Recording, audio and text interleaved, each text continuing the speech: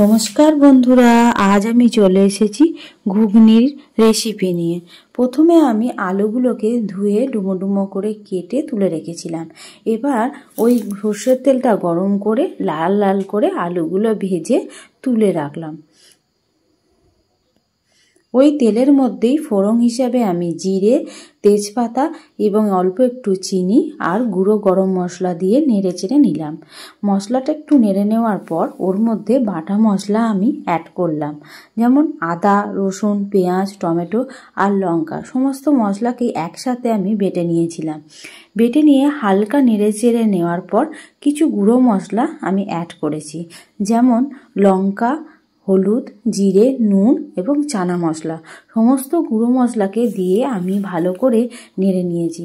যখন মশলা থেকে হালকা তেল ছাড়তে শুরু করবে তখন আমি ওই ভাজে রাখা আলুগুলোকে মশলার সাথে অ্যাড করে নিলাম এবং ভালো করে নাড়াচাড়া করতে দিলাম।